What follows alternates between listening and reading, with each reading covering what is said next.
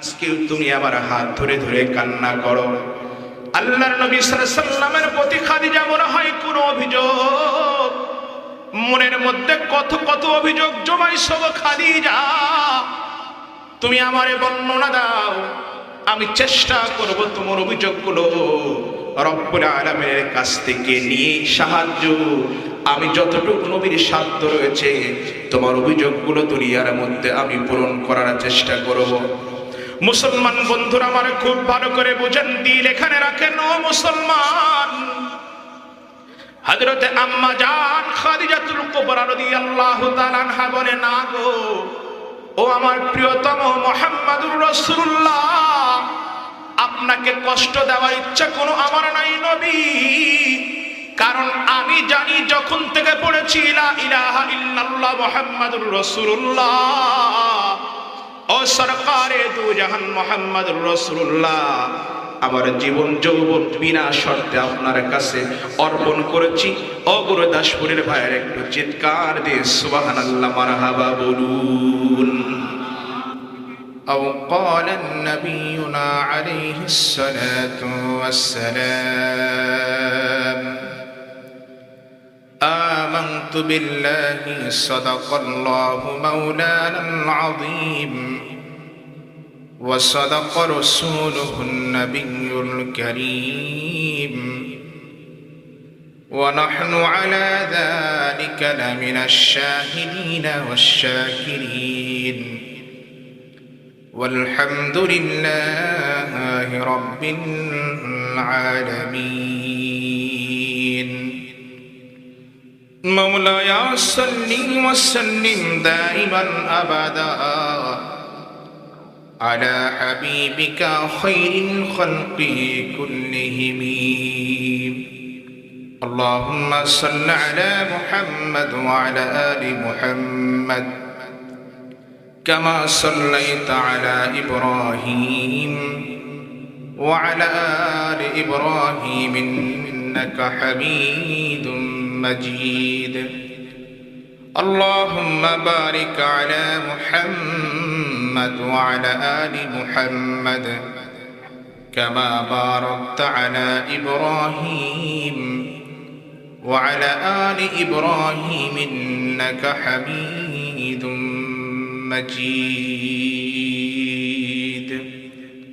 صدق الله مولانا العظيم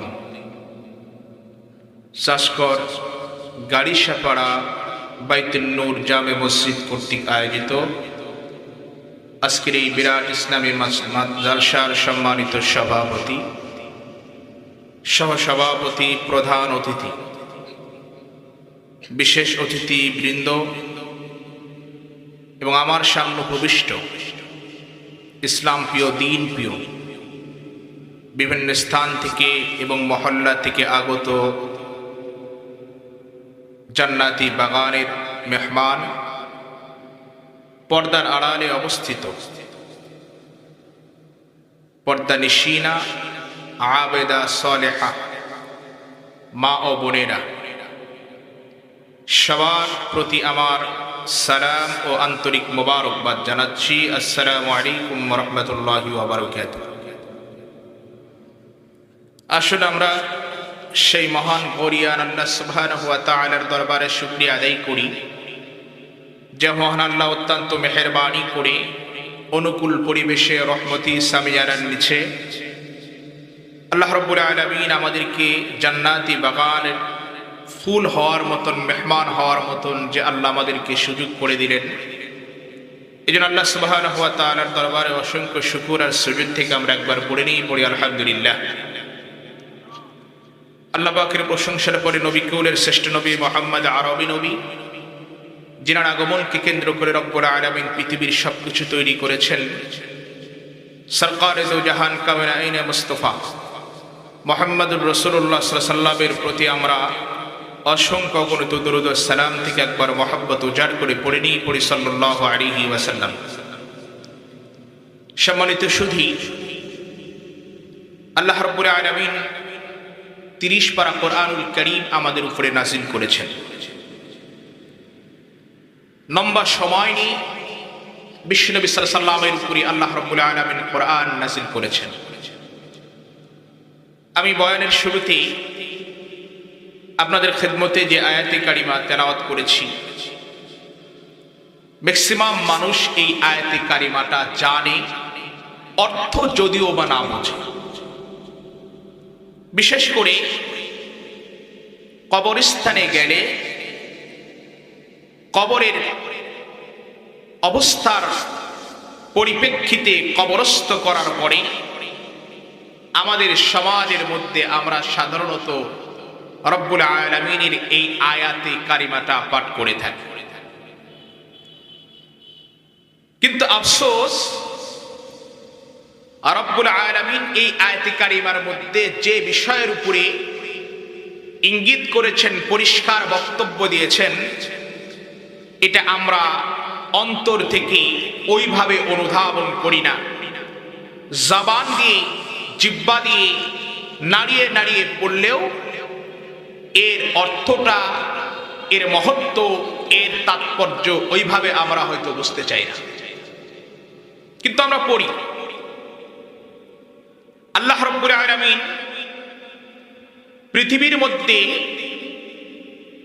আল্লাহ পাকের ইবাদত করার জন্য আমাদেরকে তৈরি করেছেন। ইবাদত করব কতক্ষণ পর্যন্ত? এ দেহের বাতাসের আপ ডাউন আছে যতক্ষণ পর্যন্ত। বাতাস নাই, ইবাদত নাই। গুনাহ করব কতক্ষণ পর্যন্ত? বাতাসের আপ ডাউন, নিঃশ্বাস যতক্ষণ পর্যন্ত চলে অতক্ষণ পর্যন্তই আমরা গুনাহ করব। সম্মানিত সুধী, বলুন তো দেখি, গুনাহ করি আর নেকি করি, মাঝখানে মিডিল পয়েন্ট আমাদের দুনিয়াতে অবস্থান করা, দুনিয়ার জীবনের মধ্যে থাকা, এটা খুব লম্বা সময়। কথা বলেন, সামান্যতম সময়। মুফাসসিরিনে কেরাম বলেন, দুনিয়ার সময়টা আখিরাতের সময়ে নির্ণয় করলে যেটা পাওয়া যায় মাত্র 1.5 থেকে 2 মিনিটের। জোরে একবার আল্লাহু আকবার বলুন। তাহলে মাত্র এত অল্প সময় নিয়ে দুনিয়ার মধ্যে আমরা অবস্থান করব। পক্ষান্তরে পরজগতের জন্য আমরা ট্রান্সমিশন যখন হয়ে যাব, ওই মুহূর্তে যেই সময়টুকু থাকবো এর কোনো সীমানা কোনো মুফাসসির বর্ণনা করতে পারে নাই। রব্বুল আলামিন জানেন ওইখানে কতদিন রাখবেন, আর আমরা দুনিয়ার মধ্যে আবার আসবো কিনা, এটা মহান রবের আলম, মহান রবের রুবুবিয়াতের মধ্যে, রব্বুল আলামিনের ইলমের মধ্যে আছে। ঠিক বললাম না? ঠিক বললাম।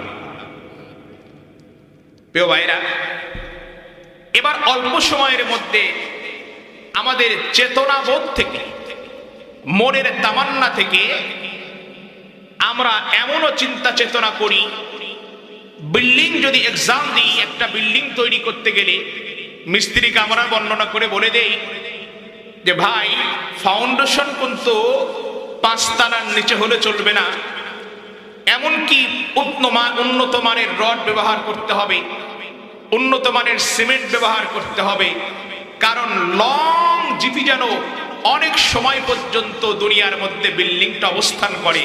কারণ এখানে আমি কিছু সময় থাকতে চাই, আমার নাতিপুতি থাকতে চাই, আমার সন্তান সন্ততি থাকতে চাই, শুধু তাই নয়, আমার আত্মীয় স্বজন থাকতে চাই।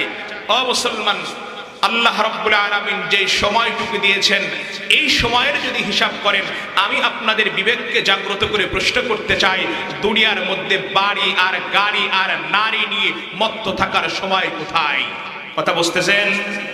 যদি 1 থেকে 1.5 মিনিটের যদি সময় হয় দুনিয়ার মধ্যে অবস্থান করা, এমনও কোনো পাগল নাই তার মস্তিষ্ক যদি সামান্য ন্যূনতম থাকে, অবশ্যই তার মণিকোঠার মধ্যে এটা জাগ্রত হবে।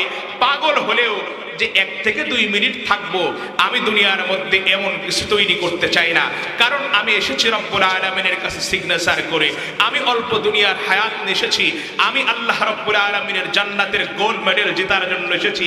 সুতরাং আমি দুনিয়ার মধ্যে বেশি সময় থাকতে চাই না, আমি পরজগতের রব্বুল আলামিনের কাছে যেখান থেকে এসেছিলাম সেখানে আবার আমি রব্বুল আলামিনের কাছে ফিরে যাব। ঠিক বললাম না? ঠিক বললাম। আরো এই কথাটা আপনাদেরকে পরিষ্কার করে বোঝাতে চাই, খুব ভালো করে বুঝবেন। আমার দেশের জাতীয় খেলোয়াড় তারা যখন বিদেশের মাটিতে দেশের উন্নয়ন সাধিত করতে গিয়ে, শুধু তাই নয়, নিজেদের বহিঃপ্রকাশ করতে গিয়ে, নিজেদের ভাবমূর্তি প্রকাশ করার জন্য, নিজেকে হাইলাইট করার জন্য যখন বিদেশের মাটিতে পাড়ি দেয়, একটা সময় বেঁধে নেয় পাসপোর্টের 1 মাস থাকবো, 2 মাস থাকবো, অথবা 3 মাস থাকবো, অথবা খেলা শেষ করে আমি আমার গন্তব্য আবার বাংলাদেশে ফিরে যাব। ও মুসলমান ভাইরা, আপনারা এবার যদি বুঝে থাকেন বলুন দেখি, ওই আল্লাহর গোলাম যখন দুনিয়া থেকে আল্লাহ রাব্বুল আলামিনের একটা মানচিত্রের মধ্যে যখন গিয়েছে বিদেশের মাটিতে, সে এখন বাড়িতে আসার জন্য ব্যাকুল। সে কখনো চাইবে না আমি বিদেশের মাটিতে দীর্ঘস্থায়িত্ব পর্যন্ত থাকতে চাই, কারণ তার মনের মধ্যে তামান্না জাগ্রত হবে। অবশ্যই মনের মণিকোঠার মধ্যে বারবার ধিক্কার দিতে থাকবে, বারবার মনের মধ্যে আবেগ জাগ্রত হতে থাকবে, না না না, তুই এসেছিস খেলার জন্য, গোল্ড মেডেল জিতে আবার তুই দেশের মাটিতে ফিরে যাব। ঠিক বললাম না? ঠিক বললাম। সুতরাং আমরা এসেছি কিসের জন্য? আল্লাহ রাব্বুল আলামিনের কাছে গোল্ড মেডেল জেতার জন্য, জান্নাত জেতার জন্য। এই কথাটা রব্বুল আলামিন চূড়ান্ত করে কোরআনুল হাকীমের মধ্যে বর্ণনা করেন, وَمَا خَلَقْتُ الْجِنَّ وَالْإِنسَ إِلَّا لِيَعْبُدُونَ। আল্লাহু আকবার বলুন। আমি দুনিয়ার মধ্যে মানুষকে প্রেরণ করেছি, নির্বাচন করে, চয়ন করে, ফেরেশতাদের সঙ্গে বিতর্ক করে। আগের তর্জমা যদি কালাম বুঝে থাকেন রব্বুল আলামিনের, আল্লাহ রব্বুল আলামিন বলেন ইবাদত করার জন্য আমরা দুনিয়ার মধ্যে আল্লাহ রব্বুল আলামিনের কাছে সিগনেচার করে এসেছি। আর আল্লাহ বলেন তোমরা দুনিয়ার মধ্যে গিয়ে ইবাদত করবে। নারী আর বাড়ি আর গাড়ি এ জাতীয় জিনিস নিয়ে তোমরা কখনো মত্তর মধ্যে থাকবে না, বরং তোমার টার্গেট হবে রব্বুল আলামিনকে খুশি করে জান্নাতের ট্রফি জেতা। আল্লাহু আকবার, সুবহানাল্লাহ এবং আল্লাহুম্মা আমিন বলুন। সম্মানিত সুধী, এবার আসুন এই কথাগুলো যদি আপনারা বুঝে থাকেন, তেলাওয়াতকৃত যেটা আমি আগেই বললাম, জানা নাই এরকম নাই, এই আয়াতে কারিমার দিকে ফিরে যাই। আল্লাহ রাব্বুল আলামিন 3টা বিষয়বস্তু আয়াতে কারিমার মধ্যে বর্ণনা করেছেন। আল্লাহ রাব্বুল আলামিন বলেন, মিনহা খলাকনাকুম ওয়া ফিহা নুঈদুকুম ওয়া মিনহা নুখরিজুকুম তারাতান উখরা। আল্লাহ বলেন, এক, মিনহা, মাটির দিকে রব্বুল আলামিন ইঙ্গিত করে বলেন। কেন? মুসলমান খুব ভালো করে বুঝবেন, ঊর্ধ্ব জগতের, নিম্ন জগতের, মিডিলে এবং ডানে বামে, উত্তর দক্ষিণে যাহা কিছু আছে শূন্য অবস্থানের মধ্যে ছাড়েন, ঊর্ধ্বর দিকে ছাড়েন, যে দিক দিয়ে ছাড়েন ঘুরে ফিরে আবার মাটির দিকে আছে। ঠিক বললাম না? ঠিক বললাম। আল্লাহ বলেন মিনহা খলাকনাকুম, এইখান থেকে তোমাদেরকে সৃষ্টি করা হয়েছে। তাহলে আমাদের সৃষ্টি কোথায় থেকে? জোরে বলুন। মাটি থেকে। মিনহা খলাকনাকুম, এরপর আল্লাহ বলছেন নফিহা নুঈদুকুম, 2, আবার কোথায় ফিরে যেতে হবে? ওইখানে, ওই মাটিতেই আবার ফিরে যেতে হবে। আল্লাহ বলেন অমিনহা নুখরিজুকুম তারাতান উখরা, তৃতীয়বারে আমি আল্লাহ রাব্বুল আলামিন আবার মাটি থেকে তোমাদেরকে পুনরুত্থান করব। মুসলমান ভাই, আল্লাহ রাব্বুল আলামিন তাহলে কি বললেন? এইখান থেকেই তোমাদেরকে মাটি থেকেই তৈরি করা হয়েছে, সৃষ্টি করা হয়েছে। এরপরে আবার তোমরা মাটির মধ্যেই চলে যাবে। এরপরে রব্বুল আলামিন বলেন মাটি থেকেই আবার তোমাদেরকে পুনরুত্থান করা হবে, আবার ওঠানো হবে। কত যদি বুঝে থাকেন, আল্লাহ রাব্বুল আলামিনের সৃষ্টি, আমরা যখন দুনিয়ার মধ্যে কেউ আসে, তাহলে মরণ হলে যে পরিমাণ কান্না করে, কেউ যখন জন্মগ্রহণ করে এই পরিমাণ কান্না করে। কথা বলেন না কেন? আনন্দ করে। ঠিক বললাম না? ঠিক বললাম। মরণ হলে বলে যেই পরিমাণ কান্না করে, জন্মগ্রহণ করলে ওই পরিমাণ কান্না করে না। অথচ আল্লাহ রাব্বুল আলামিন বলেন এই মাটি থেকে তোমাদেরকে তৈরি করা হয়েছে। তাহলে যখন তৈরি হলো, জন্মগ্রহণ করলো, আনন্দের প্রতিবিম্ব তৈরি হলো, আনন্দের উচ্ছ্বাসে উচ্ছ্বাসিত হলো, কিন্তু যখন মরণ হলো এরপরে আর আনন্দ করে না, বরং কান্না করে। অমুসলমান মুমিনের জন্য খালি জন্মগ্রহণটা আনন্দ না মরণটা আনন্দ? কথা মনে বুঝেন নাই? জন্মগ্রহণটা আনন্দ না মরণটা আনন্দ? কবরের জগতে মুমিনের জন্য কোনো ভয় আছে? আল্লাহ বলছেন ওয়ালা খাউফুন আলাইহিম ওয়ালা হুম ইয়াহজানুন। ডিপ্রেশন তৈরি হয় অন্তরের মণিকোঠার মধ্যে, ডিপ্রেশন হাই হুতাশ তৈরি হয়। রব্বুল আলামিন বলেন ঈমানদারের কোনো হাই হুতাশ নাই, ডিপ্রেশন নাই। রব্বুল আলামিন বলছেন কোনো ভয় নাই, ভয় নাই, ভয় নাই। মরণ হওয়ার পরে ফেরেশতারা এসে ইস্তেকবাল দিতে থাকে আর বলতে থাকে, বন্ধু এসেছো, বন্ধুর সঙ্গে মহব্বত তৈরি করে এসেছো নবীর পরিচয় নিয়ে, ভয় নাই, ভয় নাই, ঘুমাও ঘুমাও, এমন ঘুম দাও রব্বুল আলামিন তোমাকে হাসরের আগে আর উঠাইবে না। সুবহানাল্লাহ, জোরে বলুন। তাহলে পৃথিবীর মধ্যে যারা এসেছে আমলের ট্রফি জিততে, আগের কথা যদি বুঝে থাকেন, মরণ হলে হাসা দরকার। কথা কর না কেউ জন্মগ্রহণ করলেও হাসা দরকার। আচ্ছা বলুন তো দেখি, নবীজি কি খুব চিল্লা চিল্লি করে কেঁদেছেন? কথা কর না কেন? নবী সাল্লাল্লাহু আলাইহি সাল্লাম ডিপ্রেশন হয়েছেন, অন্তরের মণিকোঠার মধ্যে কষ্ট পেয়েছেন, চিল্লা চিল্লি করে নবীজি কান্দে নাই। আল্লাহ রাব্বুল আলামিন যে শিক্ষা দিচ্ছেন, এই শিক্ষাটা আমরা আমাদের মণিকোঠার মধ্যে আনতে পারি নাই। এজন্য মুসলমান আমাদের ডিপ্রেশন তৈরি হয়, পেরেশানি হয়। আমরা যখন মরণের পরে অন্য মানুষের যখন মাইয়েতের যখন এলান শুনি, তখন কি বলি? ইন্না লিল্লাহি ওয়া ইন্না ইলাইহি রাজিউন। রব্বুল আলামিন ওইখানে আমাদেরকে শিক্ষা দিচ্ছেন যে তোমরা এই কথা স্বীকার করে নাও, এসেছিলে যে এইখান থেকে, যার থেকে গ্রহণ করলে উপদেশ ওইখানে আবার ফিরে যাচ্ছ। মরণ যার হয়েছে কিছুক্ষণের ব্যবধানে তোমারও মরণ হতে পারে। ঠিক বললাম না? আমি ঠিক বললাম? এবার আসুন, তাহলে বোঝা যাচ্ছে জন্ম হলেই আনন্দ নয়, মরণেও কি আছে? আনন্দ আছে। 3 নম্বর পয়েন্ট, এটা বলা আমার সম্ভব নয়, অনেক দীর্ঘায়িত সময়ের প্রয়োজন। নুখরিজুকুম তারাতান উখরা, পুনরুত্থান, এটা বলা সম্ভব নয়, আরেকটা মজলিসের প্রয়োজন।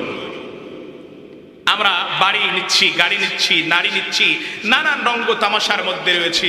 মা বোনেরা খেয়াল করবেন, বিউটিশিয়ানের মধ্যে গিয়ে রূপ চর্চা করছি, মোবাইলের মধ্যে ফেসবুক চালাচ্ছি, শুধু তাই নয়, হোয়াটসঅ্যাপ চলছে, মেসেঞ্জার চলছে, নানান যে কত প্রযুক্তি চলছে। আল্লাহর মরণের ভয়, আসবে তো মরণ, এটার কোনো আমাদের চিন্তা চেতনা নাই। ঠিক বললাম না? আমি ঠিক বললাম?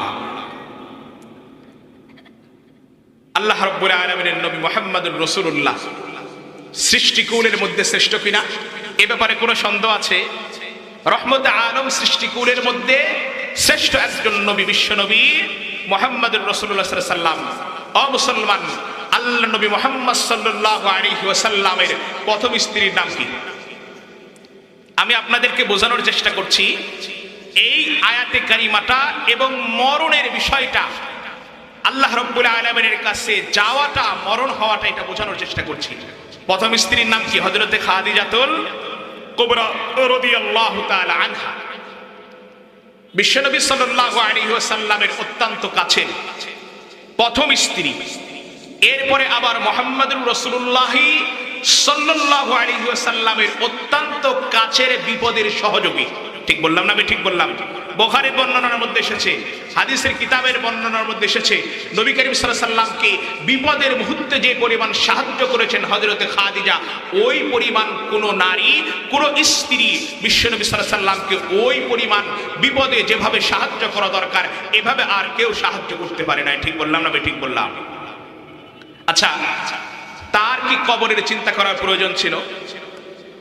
আপনারা বুঝতেছেন কথা? কারণ নবীর কাছে আছে। রব্বুল আলামিনের জন্য আল্লাহ রব্বুল আলামিন মুহাম্মদ সাল্লাল্লাহু আলাইহি সাল্লামকে নির্বাচন করেছেন, এবং মুহাম্মদ সাল্লাল্লাহু আলাইহি সাল্লাম আল্লাহ রব্বুল আলামিনকে নির্বাচন করেছেন। এজন্যই তো আমরা বলে থাকি লা ইলাহা ইল্লাল্লাহু মুহাম্মাদুর রাসূলুল্লাহ। তাহলে বোঝা যাচ্ছে নবীর কাছে থাকার পরে হযরতে খাদিজাতুল কুবরার মরণ নিয়ে কোনো চিন্তা করার কারণ ছিল না। অথচ উনিও মরণ নিয়ে এতটাই চিন্তা করেছেন। মুসলমান, আপনাদের বিবেককে জাগ্রত করার জন্য যদি ওনার জিন্দেগি থেকে ছোট্ট মাত্র যদি একটা বিষয়বস্তু নবী করিম সাল্লাল্লাহু আলাইহি সাল্লামের কাছে থাকা অবস্থায় যদি বর্ণনা করি, তাহলে এই বিষয়টা ইনশাআল্লাহ আপনাদের কাছে ক্লিয়ার হবে। মুসলমান ভাইরারে আমার খুব ভালো করে বুঝবেন, বিশ্ব নবী মুহাম্মদুর রাসূলুল্লাহ সাল্লাল্লাহু আলাইহি ওয়াসাল্লামের সবচাইতে মহব্বতের প্রথম দিককার স্ত্রী, তিনার নাম হলো হযরতে খাদিজাতুল, আমাদের মা। উনি মাঝে মাঝে রাতের গভীরে মুসলমান কান্না করতেন। বিশ্ব নবী মুহাম্মদুর রাসূলুল্লাহ মাঝে মাঝে দেখতেন কান্না। সরকারে দু জাহান উনি মনে মনে ভাবতেন, বুঝতে পেরেছি আমি আমার স্ত্রীর কোনো হক আদায় করতে পারি নাই, এই জন্য রাতের গভীরে মনে হয়ে হয়ে এত ধনাত্ম একজন আল্লাহর বান্দি এই কথাটা মনে করে নিশ্চিত অবশ্যই কান্না করে। কিন্তু না না না, মুসলমান খুব ভালো করে বুঝে, আম্মা জান আমাদের মা হযরতে খাদিজাতুল কুবরা রাদিয়াল্লাহু তাআলা আনহা মুসলমান বিদায়ের কিছু আগে মুহাম্মদুর রাসূলুল্লাহর দুহাত চেপে ধরেছেন। সরকারে দু জাহানের বিশ্ব নবী মুহাম্মদুর রাসূলুল্লাহর দুহাত চেপে ধরে জোরে জোরে কান্না আরম্ভ করে দেয়। আল্লাহর নবী মুহাম্মদুর রাসূলুল্লাহ সান্ত্বনা দেয়, প্রিয়তমা কান্না করো না, কারণ তুমি আমার জন্য যা করেছো এর বর্ণনা দেওয়ার শক্তি রহমতের নবীর নাই। শুধু তাই নয়, আমি মুহাম্মদুর রাসূলুল্লাহ সাল্লাল্লাহু আলাইহি ওয়াসাল্লাম তোমার প্রতি কান্না করা দরকার, কারণ তোমার হক আমি আদায় করতে পারি নাই। মাঝে মাঝে রাতে তুমি কান্না করো, আজকেও তুমি আমার হাত ধরে ধরে কান্না করো। আল্লাহর নবী সাল্লাল্লাহু আলাইহি ওয়াসাল্লামের প্রতি খাদিজা মনে হয় কোন অভিযোগ, মনের মধ্যে কত কত অভিযোগ জমাইছো খাদিজা, তুমি আমারে বর্ণনা দাও, আমি চেষ্টা করব তোমার অভিযোগগুলো রব্বুল আলামিনের কাছ থেকে নিয়ে সাহায্য, আমি যতটুকু নবীর সাধ্য রয়েছে তোমার অভিযোগগুলো দুনিয়ার মধ্যে আমি পূরণ করার চেষ্টা করব। মুসলমান বন্ধুরা আমার খুব ভালো করে বুঝেন, দিল এখানে রাখেন। ও মুসলমান, হযরতে আম্মা জান খাদিজাতুল কুবরা রাদিয়াল্লাহু তাআলা আনহা বলে, না গো, ও আমার প্রিয়তম মুহাম্মদুর রাসূলুল্লাহ, আপনাকে কষ্ট দেওয়ার ইচ্ছা কোনো আমার নাই নবী, কারণ আমি জানি যখন থেকে পড়েছি লা ইলাহা ইল্লাল্লাহ মুহাম্মাদুর রাসূলুল্লাহ, ও সরকারে দু জাহান মুহাম্মদুর রাসূলুল্লাহ, আমার জীবন যৌবন বিনা শর্তে আপনার কাছে অর্পণ করেছি। ও গুরুদাসপুরের ভাইয়ের একটু চিৎকার দিয়ে সুবহানাল্লাহ মারহাবা বলুন। সরকারে দু জাহান বলে, তাহলে কান্না কেন করো, কান্নার বিবরণ দাও। আমাদের মা উত্তর করে, নবীজি গো, দুইটা কারণে আমি মুহাম্মদুর রাসূলুল্লাহ কান্না করি, রাতের গভীরে যা দেখেছেন এজন্য কান্না করি নবীজি। ও মুহাম্মদুর রাসূলুল্লাহ, আমি আর দুনিয়ার মধ্যে মনে হয় বেশি দিন বাঁচব না। ওগো রহমতের নবী, দাবি রাখবেন না, কারণ আপনি যদি দাবি রাখেন রব্বুল আলামিন নারাজ হয়ে যাবে। ও মুসলমান বন্ধুরা আমার, আমরাও জানি রব্বুল আলামিন কুল কায়নাত আমাদের নবী মুহাম্মদুর রাসূলুল্লাহর জন্য বানাইছেন। মুসলমান, আল্লাহ রব্বুল আলামিনের ইবাদত যদি আমরা রব্বুল আলামিনের কাছে পাঠাইতে চাই, আল্লাহ বলে, না না না, তোর ইবাদত আমার কাছে আসা লাগবে না, কারণ আমি মুহাম্মদুর রাসূলুল্লাহ ছাড়া কোনো ইবাদত গ্রহণ করি না। একটু চিৎকার দিয়ে মুসলমান মারহাবা বলুন। মুসলমান, এটা নাটোরি উবাইদুল্লাহর কথা নয়, আল্লাহ রাব্বুল আলামিন কুরআনুল হাকীমের মধ্যে মুসলমান বর্ণনা করেন, কুল ইন কুনতুম তুহিব্বুনাল্লাহ ফাত্তাবিউনি ইউহিব্বুকুমুল্লাহ ওয়া ইয়াগফির লাকুম যুনুবাকুম। যুনুবাকুম ওয়াল্লাহু গফুরুর রহিম। আল্লাহু আকবার, জোরে বলুন। আল্লাহ বলেন নবীকে রাখবি, আমি আল্লাহ কবুল করব। নবী মাঝে নাই, আমি আল্লাহ কবুল করব না। কারণ আল্লাহ রাব্বুল আলামিন তিনি হলেন আলামিন। আর একজন আলামিন আছে মুসলমান দুনিয়ার, রব্বুল আলামিন আলামিন। এরপরে একটু রূপক হিসাবে রব্বুল আলামিন আলামিন, যার থেকে বের করে রব্বুল আলামিন নবীর শানে জানাইছে, নবীর শানে আল্লাহ লাগাইছে আলম। চিৎকার দিয়ে মারহাবা বলুন। মুসলমান কোরআন বলছে, আল্লাহ রব্বুল আলামিন বলেন, আল্লাহ রব্বুল আলামিন বলেন আলহামদুলিল্লাহি রাব্বিল আলামিন। এটা আল্লাহর শানে আল্লাহ বর্ণনা করেন। এবার মুসলমান নবীর শানে আল্লাহ রব্বুল আলামিন বর্ণনা করেন, ওয়ামা আরসালনাকা ইল্লা রাহমাতাল লিল আলামিন। চিৎকার দিয়ে সুবহানাল্লাহ বলুন। বন্ধুরা আমার খুব ভালো করে বুঝেন, বিশ্বনবী মুহাম্মদুর রাসূলুল্লাহর কোনো অভিযোগ খাদিজার কাছে নাই। আল্লাহর নবীকে দুইটা কারণে আমি কান্না করি। ও নবীজি, আমি হলাম কুরাইশের সম্ভ্রান্ত পরিবারের একজন নারী। ও নবীজি, আপনি যখন দাওয়াত ইসলাম নিয়ে যখন মুসলমান, এখনো পর্যন্ত তেমন কেউ হয় নাই। আপনি যখন দাওয়াত নিয়ে যাইতেন নব সরকারে দু জাহান, মানুষগুলো চোখ রাঙ্গায় রাঙ্গাইতো। শুধু তাই নাই, আপনাকে মারার জন্য ব্রত হতো। সরকারে দু জাহান আমি পাশে থাকতাম।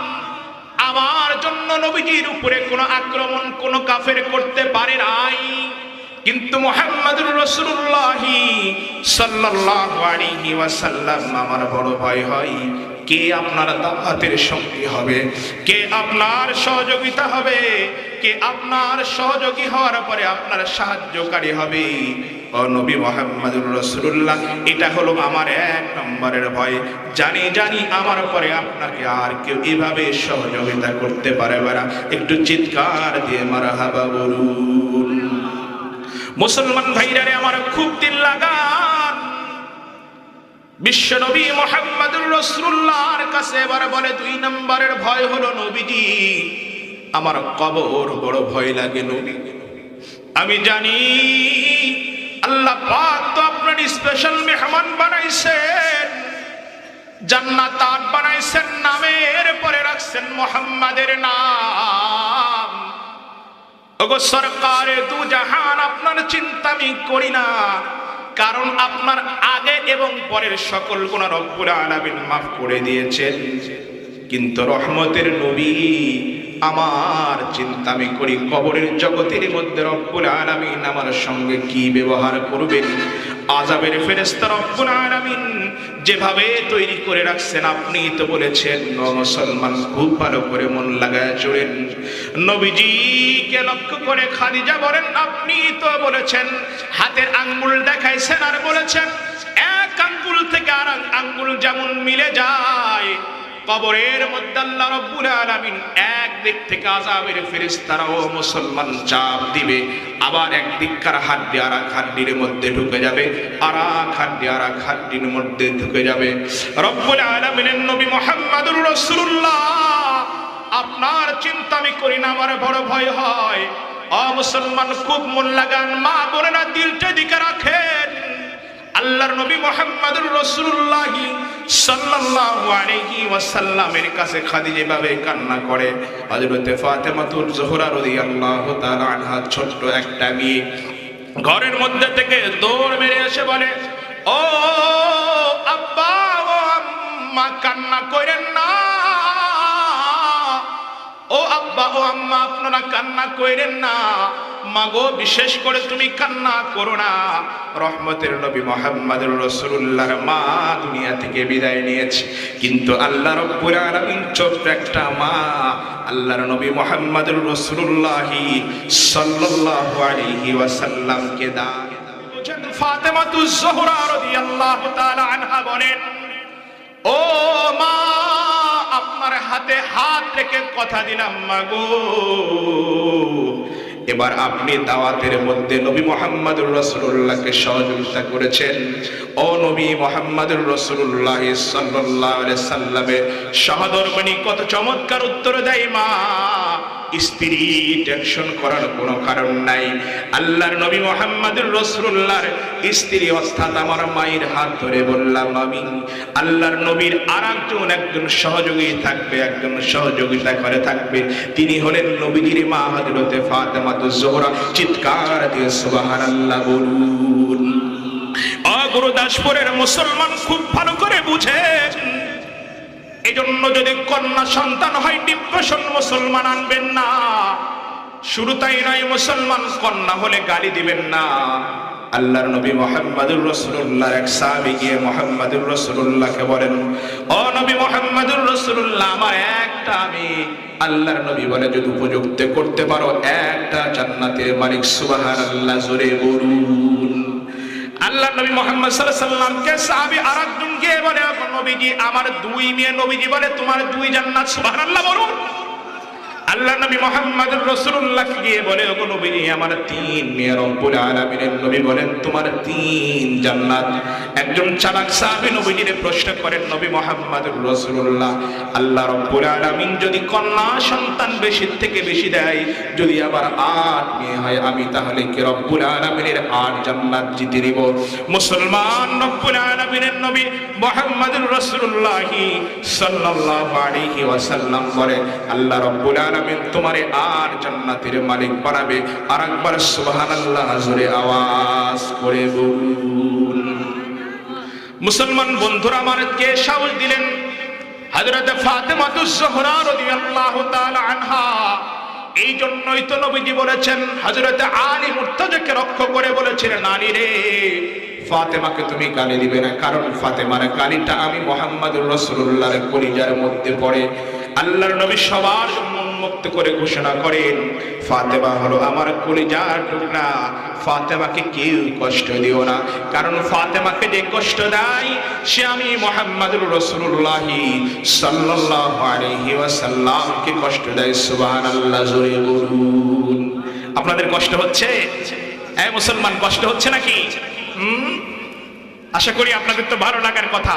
একটু জিকির করি, লা ইলাহা ইল্লাল্লাহ, লা ইলাহা ইল্লাল্লাহ। আসমানের মালিক যে আল্লাহ, জমিনের মালিক সে আল্লাহ। লা ইলাহা ইল্লাল্লাহ, লা ইলাহা ইল্লাল্লাহ। যারা বামে আছেন একটু মেহেরবানি করে সামনে আসুন। লা ইলাহা ইল্লাল্লাহ, লা ইলাহা ইল্লাল্লাহ।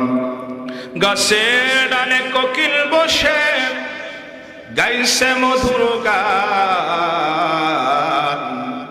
প্রশ্ন করে কোকিল তুমি পাইলে কোথায় এত সুন্দর মধুর গান? কোকিল উত্তর করে, ওগো শোনো দুনিয়ার মানুষ, এ নয় কোনো নিছক গান, এ আমার মহান রবের আল্লাহর গান। জোরে লা ইলাহা ইল্লাল্লাহ, লা ইলাহা ইল্লাল্লাহ, লা ইলাহা ইল্লাল্লাহু মুহাম্মাদুর রাসূলুল্লাহ। আল্লাহর নবী মুসলমান খাদিজাতুল কুবরাকে লক্ষ্য করে বলে, প্রিয়তমা কি কাজ করলে তোমার চোখের পানি বন্ধ হবে? খাদিজা তুমি একটু আমারে বর্ণনা দাও, কারণ তোমার চোখের পানি আমি মুহাম্মদুর রাসূলুল্লাহ সহ্য করতে পারি না, কারণ তুমি আমার জন্য যা করেছো আর যা দিয়েছো এর বিনিময়, এর শোধ, এই ঋণের করার ক্ষমতা আমি মুহাম্মদ সাল্লাল্লাহু আলাইহি সাল্লামের নাই। আল্লাহ নবী মুহাম্মদুর রাসূলুল্লাহকে আম্মা জান বলে খাদিজাতুল কুবরা রাদিয়াল্লাহু তাআলা আনহা মুসলমান বুঝেন আল্লাহর নবীকে বলে, ওগো নবীজি, যদি আমার মন খুশি করতে চান, আমি পার্থিব জীবনের কোনো কিছু আপনার কাছে দাবি করি না। ওগো নবী মুহাম্মদুর রাসূলুল্লাহ, যদি আপনি আমার দিল খুশি করতে চান, বলেন গো বলেন, মরণের পরে আমার কয়েকটা দাবি আপনি পূরণ করবেন কিনা? আল্লাহর নবী বলে, হ্যাঁ হ্যাঁ আমি চেষ্টা করব, বলো তোমার দাবিগুলো কি? ও মুসলমান বন্ধুরা আমার, আমাদের মা তখন মুহাম্মদুর রাসূলুল্লাহকে বলে, ওগো নবী মুহাম্মদুর রাসূলুল্লাহ, এক নম্বরের দাবি হলো আপনার কাছে আমার মরণ হলে বাজারের কোনো কাপড় কিনবেন না। ওগো নবী, আমি জানি পাঁচখানা কাপড় দিয়ে কবরের মধ্যে সমাহিত করা হয়। কোন নারী যদি মুসলমান দুনিয়া থেকে ইন্তেকাল হয়ে যায়, ও নবী মুহাম্মদুর রাসূলুল্লাহ, সাদা কাপড় দিয়ে আমার আপনি কবরের মধ্যে সমাহিত করবে না। আল্লাহর নবী বলে, এটা তো দুনিয়ার নিয়ম, শরীয়তের বিধিবিধান, কেন তোমার এই কাপড় দিয়ে সমাহিত করব না কবরের মধ্যে? ওগো নবীজি মুহাম্মদুর রাসূলুল্লাহ সাল্লাল্লাহু আলাইহি ওয়াসাল্লাম, যদি আমারে সমাহিত করতে চান, ও নবী মুহাম্মদুর রাসূলুল্লাহ, আপনার একটা গায়ের জুব্বা দিয়ে আমার কাপড়ের কাপড় বানায় আমার এই কবরের মধ্যে কাফন পরাইবেন। সুবহানাল্লাহ, একটু জোরে আওয়াজ করে বলুন। আল্লাহ নবী সাল্লাল্লাহু আলাইহি ওয়াসাল্লাম বলে, ঠিক আছে, বুঝতে পারলাম, মেনে নিলাম। এরপরে মুসলমান বিশ্বনবী বলে, বলো দুই নম্বরে তোমার আরেকটা কি চাহিদা রয়েছে? বিশ্বনবী মুহাম্মদুর রাসূলুল্লাহ সাল্লাল্লাহু আলাইহি ওয়াসাল্লামকে লক্ষ্য করে বলে, ওগো নবী মুহাম্মদুর রাসূলুল্লাহ, কবরের মধ্যে অন্য কোনো আমার মাহরাম ব্যক্তিদের মাধ্যম দিয়ে, আমার আত্মীয় স্বজনের মাধ্যম দিয়ে কবরের মধ্যে লাশটা রাখবেন না। কারণ আমি জানি কবরের মধ্যে লাশ রাখার জন্য দুইজন ব্যক্তি কমসে কম কবরের মধ্যে নামে। ওগো মুহাম্মদুর রাসূলুল্লাহ, যে সাথে থাকা আমি জানতে চাই না, কিন্তু সরকারে দু জাহান আমার মনের তামান্না হলো কবরের মধ্যে বিশ্বনবী মুহাম্মদুর রাসূলুল্লাহ আপনি নিজে নেমে আমার লাশটা রাখবেন। একটু চিৎকার দিয়ে মারহাবা জোরে বলুন। মুসলমান ভাইয়েরা আমার, তিন নম্বরের দাবি মুহাম্মদুর রাসূলুল্লাহর কাছে আমাদের মা বলেন, ওগো বিশ্বনবী মুহাম্মদুর রাসূলুল্লাহ, আমি জানি মুনকার নাকিরের জাকানদানি বড় কঠিন কবরের মধ্যে। ও মুসলমান বন্ধুরা আমার, খুব ভালো করে বুঝবেন, এমন গর্জন দিবে, এমন আওয়াজ দিবে, ও মুসলমান বন্ধুরা আমার, মাখলুক পর্যন্ত আওয়াজ ফেরেশতা দুইজনেরা শুনতে পায়। শুধু তাই নয়, কবরের মধ্যে যারা আছে সবাই শুনতে পায়। কিন্তু রব্বুল আলামিন আমাদের কানের মধ্যে দুনিয়ার মোহর লাগাইছেন। কারণটা হলো, যদি আমরা কবরের এই মাইয়েতির যদি মুসলমান প্রশ্নের জবাবের জাকানদারি যদি শুনতে পাই, তাহলে আর কবরস্থানের মধ্যে আমরা যাব না। ঠিক বললাম না? ঠিক বললাম? মুসলমান বন্ধুরা আমার, বিশ্বনবী মুহাম্মদুর রাসূলুল্লাহ সাল্লাল্লাহু আলাইহি ওয়াসাল্লামকে বলে, ওগো প্রিয়তম সরকার দু জাহান কাউনাইনে মুস্তাফা মুহাম্মদুর রাসূলুল্লাহ, একটু মুনকার নাকিরের প্রশ্নের জবাবটা আপনি উপর থেকে, কবর থেকে একটু মুহাম্মদুর রাসূলুল্লাহ আমার স্বামী হয়ে আপনি একটু সহযোগিতা করবেন। চিৎকার দিয়ে সুবহানাল্লাহ জোরে বলুন। মুসলমান বন্ধুরা আমার, দীর্ঘায়িত করা আমার উদ্দেশ্য নয়, এই কথাটা বলে আমি আমার আলোচনার সমাপ্তি টানতে চাই। বিশ্বনবী মুহাম্মদুর রাসূলুল্লাহ সাল্লাল্লাহু আলাইহি ওয়াসাল্লাম আমাদের মাকে লক্ষ্য করে বলে, খাদিজা, কেন তুমি দুনিয়ার কাফন চাইলে না? সাদা কাপড় কেন চাইলে না? আমার একটা জুব্বা দিয়ে তোমারে কেন দাফন আর কবরের মধ্যে এই কাফন পরায়া সমাহিত করার কথা বললে?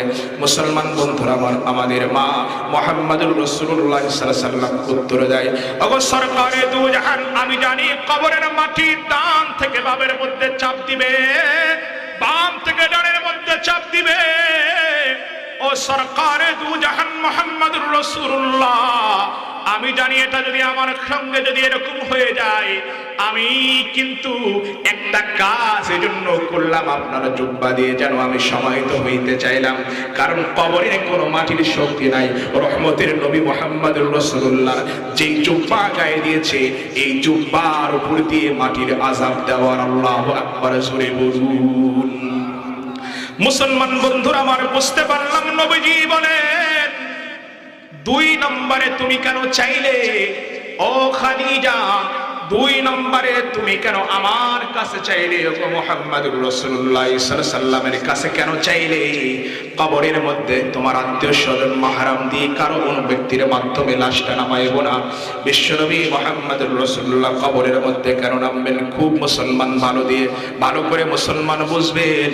সরকারে দু জাহান মুহাম্মদুর রাসূলুল্লাহকে খাদিজাতুল কুবরা রাদিয়াল্লাহু তাআলা আনহা উত্তর করেন, ওগো নবী মুহাম্মদুর রাসূলুল্লাহ, আমি জানি কবরের মধ্যে যখন মুহাম্মদুর রাসূলুল্লাহর পা পড়বে, রব্বুল আলামিন তো কুল কায়নাত বিশ্ব নবীর জন্য বানাইছেন। কবরের মাটির কোনো বেয়াদবি করার ক্ষমতা নাই, কারণ যেখানে পা দিয়েছেন তিনি হলেন রহমতে আলম বিশ্ব নবী মুহাম্মদুর রাসূলুল্লাহ। এই জন্যই তো রব্বুল আলামিন বলেন, ওয়া মা আরসালনাকা ইল্লা রাহমাতাল লিল আলামিন। চিৎকার দিয়ে সুবহানাল্লাহ বলুন। মুসলমান ভাইরা আমার, আমাদের মায়ের কাছে নবী মুহাম্মদুর রাসূলুল্লাহ জানতে চাই, বুঝতে পারলাম তুমি যেটা দাবি করেছো তিনে মুনকার নাকিরের প্রশ্নে আমার সহযোগিতা করা লাগবে। আল্লাহর নবী মুহাম্মদুর রাসূলুল্লাহ কি এটা আমি বুঝতে পারলাম না, কারণ আমি জানি প্রত্যেকটা মাইয়েরকে নিজ নিজ প্রশ্নের জবাব নিজে থেকে দিতে হবে, কিন্তু কোন মানুষ তো উপরে থেকে সহযোগিতা করতে পারে না। আল্লাহর নবী সাল্লাল্লাহু আলাইহি ওয়াসাল্লামকে খাদিজাতুল কুবরা রাদিয়াল্লাহু তাআলা আনহা বলে, নবীজি এটা আমিও জানি, কিন্তু আমার কবরের মধ্যে যদি ফেরেশতা নিয়ে আমার বড় ভয় হয়। ওগো নবী মুহাম্মদুর রাসূলুল্লাহ সাল্লাল্লাহু আলাইহি ওয়াসাল্লাম, আপনি উপরে থাকলে, কবরের উপরে থাকলে আমার সাহস লাগবে নবীজি। ও নবী মুহাম্মদুর রাসূলুল্লাহ সাল্লাল্লাহু আলাইহি ওয়াসাল্লাম, আল্লাহর নবী মুহাম্মদুর রাসূলুল্লাহ যদি উপরে থাকে আমার সাহস লাগবে, নিমিষে আমি প্রশ্নের জবাব দেব, কারণ রহমতের নবী মুহাম্মদুর রাসূলুল্লাহর বরকতে। জোরে জোরে সুবহানাল্লাহ, জোরে আওয়াজ করে বলুন। মুসলমান বন্ধুরা, আমার দীর্ঘায়িত করা উদ্দেশ্য নয়, এই কথাটা বলে আমি আর আলোচনার সামনের দিকে না যাই। আল্লাহ নবী সাল্লাল্লাহু আলাইহি ওয়াসাল্লাম যথারীতি কাপড় দিয়ে দিলেন ইন্তেকালের পরে, এরপরে কবরের মধ্যে রাখলেন। মুসলমান বন্ধুরা, আমার গুরুদাসপুরের খুব ভালো করে বুঝবেন, মুহাম্মদুর রাসূলুল্লাহ সাল্লাল্লাহু আলাইহি ওয়াসাল্লাম যখন কবরের মধ্যে লাশটা রাখছেন, মুসলমান বন্ধুরা আমার খুব ভালো করে বুঝবেন, কবরের মধ্যে যখন লাশ রাখা হয়, লাশের মুখটা কোন দিকে করে দেওয়া হয়? ইস্তেকবালে কিবলা করে দেওয়া হয়। আল্লাহ নবী বারবার খাদিজার মুখটা কিবলা দিকে দেয়, বারবার ঘুরে ঘুরে আসমানের দিকে যায়। সুবহানাল্লাহ, জোরে বলুন। মুসলমান, আল্লাহর নবী মুহাম্মদুর রাসূলুল্লাহ বারবার কিবলার দিকে দেয়, কিন্তু বিশ্ব নবী মুহাম্মদুর রাসূলুল্লাহ লক্ষ্য করি না না না, বারবার যখন আমি কিবলার দিকে দিক ঘুরে ঘুরে আল্লাহ রাব্বুল আলামিনের আরশের দিকে হয়ে যায়। বারবার নবীজি চেষ্টা করে, আল্লাহ রাব্বুল আলামিন ডাক দেয়া বলে, ও জিবরাইল আমিন যা, মেসেঞ্জার হয়ে মুহাম্মদুর রাসূলুল্লাহর কাছে বার্তা লাগা। সরকারে দু জাহান হাজারবার চেষ্টা করেও খাদিজার মুখটা, আল্লাহ রাব্বুল আলামিনের এই বান্দির মুখটা, আল্লাহ রাব্বুল আলামিনের এই বান্দির মুখটা কবরের মধ্যে কোনোভাবে পশ্চিম দিক করা যাবে না, কারণ রব্বুল আলামিনের নবী মুহাম্মদুর রাসূলুল্লাহর ভালোবাসার এটা একটা প্রমাণ, মুহাম্মদুর রাসূলুল্লাহ সাল্লাল্লাহু আলাইহি ওয়াসাল্লামের ভালোবাসার একটা প্রতিদান। আমি আল্লাহ রাব্বুল আলামিন কবর থেকে আমার বান্দি খাদিজাতুল কুবরার মুখখানা আমি আরশ থেকে একযোগে দেখতে চাই। চিৎকার দিয়ে সুবহানাল্লাহ বলুন, জোরে আওয়াজ করে সুবহানাল্লাহ বলুন। মুসলমান ভাইরা, আমার নবী মুহাম্মদুর রাসূলুল্লাহ এরপরে মাটি চাপা দিয়ে উপরে উঠলেন, সঙ্গে আছেন হযরতে সিদ্দিক আকবর রাদিয়াল্লাহু তাআলা আনহু।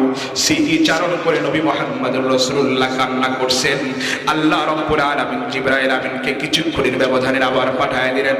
আল্লাহ রাব্বুল আলামিন ডাক দেয়া বলেন, নবী মুহাম্মদুর রাসূলুল্লাহ জিবরাইলের কথাটা ফলো করেন, আপনার কান্নার কোনো কারণ নাই। রব্বুল আলামিনের জন্য আল্লাহ রব্বুল আলামিনের আল্লাহর বান্দির কবরের ভয়ের কারণে, একটা গুণের কারণে, মুহাম্মদুর রাসূলুল্লাহ সাল্লাল্লাহু আলাইহি ওয়াসাল্লামের সহধর্মিণী হওয়ার কারণে, আল্লাহ রব্বুল আলামিনের নবীর প্রেম জাগ্রত হওয়ার কারণে, মুহাম্মদুর রাসূলুল্লাহর জন্য নিজের জীবন যৌবন কুরবানি করার কারণে, আল্লাহ রব্বুল আলামিনের ভয়ে কবরের ভীতু হওয়ার কারণে, একটা গুণের কারণে রব্বুল আলামিন আমি তারা কবর আযাব মাফ করলাম। চিৎকার দিয়ে সুবহান সুবহানাল্লাহ বলুন। মুসলমান ভাইরা আমার এতক্ষণের কথাগুলো যে আপনারা বুঝে থাকেন, এবার বলুন তো দেখি আল্লাহ রাব্বুল আলামিন বললেন, আগের তেলাওয়াতকৃত আয়াত রব্বুল আলামিন বলেন মিনহা খালাকনাকুম ওয়া ফিহা নুঈদুকুম ওয়া মিনহা নুখরিজুকুম তারাতান উখরা। মুসলমান, জন্মের পরেই মরণ, এই মরণের মধ্যে মুসলমান আমাদের কোনো ভয় পাওয়ার কারণ নাই, যদি থাকে ঈমান আর আমল। চিৎকার দিয়ে সুবহানাল্লাহ বলুন। এজন্য তো রাজি আসেন ইনশাআল্লাহ। আল্লাহ রাব্বুল আলামিনের ঈমান আর আমল যদি কবরের মধ্যে থাকে, যেমন ছিল হযরত খাদিজাতুল কুবরা রাদিয়াল্লাহু তাআলা আনহা, এই কারণে রব্বুল আলামিন আল্লাহ রাব্বুল আলামিন মুহাম্মদুর রাসূলুল্লাহর মাধ্যমে যেমন 10 জন সাহাবীর ঘোষণা করেছেন জান্নাতি, আল্লাহ রাব্বুল আলামিন এমনি ভাবে 10 জন নারীর কথাও জান্নাতি বলে ঘোষণা করেছেন। ও মুসলমান, যদি আমরা আমলের ট্রফি জিততে পারি আর গোল্ড মেডেল যদি আমরা জিততে পারি, ও মুসলমান, মরণ আসতে দেরি, আমরা জন্মের সময় যেভাবে হাসি, ও মুসলমান, হাসতে হাসতে কবরের জগতের মধ্যে চলে যাব। ঠিক বললাম না ভাই? ঠিক বললাম। মানুষ আমার নিয়ে পেরেশানি বোধ করবে। ও মুসলমান, আমি এবার খাটিয়ার মধ্যে জান্নাতি নারীদের, আমার স্ত্রীদের নৃত্য দেখতে দেখতে আমি হাসতে হাসতে কবরের মধ্যে সময় দিতে বলবো। ঠিক বললাম না? আমি ঠিক বললাম। রাজি আছেন ইনশাআল্লাহ? মুসলমান, এবারে ঈমান আর আমলের দরকার। কিসের দরকার? ঈমান আর আমলের দরকার। এবার কি ঈমান আর আমল কি শুধুমাত্র মসজিদের মধ্যে ইবাদত করার নাম? কথা বল না কে? জালসার মধ্যে জালসা শোনার নাম? শুধুমাত্র কি তাসবিহ হাতে নিয়ে সুবহানাল্লাহ আলহামদুলিল্লাহ পড়ার নাম? কোশ্চিন কালেও নয়। ঈমান আর আমলের একটা সহজ তরজমা মুসলমান বুঝেন। মুহাম্মদুর রাসূলুল্লাহর উপরে কোরআন নাযিল করে আল্লাহ বলেন, মা আতাকুমুর রাসূলু ফাখুযুহু ওয়া মা নাহাকুম আনহু ফান্তাহু। মনে রাখবেন, আল্লাহ রাব্বুল আলামিন বলেন, মা আতাকুমুর রাসূলু ফাখুযুহু ওয়া মা নাহাকুম আনহু ফান্তাহু। নবীজি যা বলছেন, করতে বলেছেন, করো, এটাই হলো ঈমান আর আমল। নবীজি যা নিষেধ করেছেন, এটা থেকে বর্জন করো, এটাই হলো ঈমান আর আমল। ও মুসলমান, রহমতে আলম যদি খুশি না হয়, ও মুসলমান, যদি আমার ঈমান আমল যদি মজবুত না হয়, সরকারে দু জাহান যদি খুশি না হয়, রব্বুল আলামিন যদি খুশি না হয়, আমি গাড়ি বাড়ি নারী আর দুনিয়ার চাকচিক্য বা ইত্যাদি হাজারো হাজার পদ নিয়ে আমি কখনো রব্বুল আলামিনের জান্নাত জিততে পারবো না। ঠিক বললাম না? আমি ঠিক বললাম। রাজি আছেন ইনশাআল্লাহ? কথা বলেন রাজি আছেন ইনশাআল্লাহ? সকলে বলে জোরে জোরে আল্লাহুম্মা আমিন।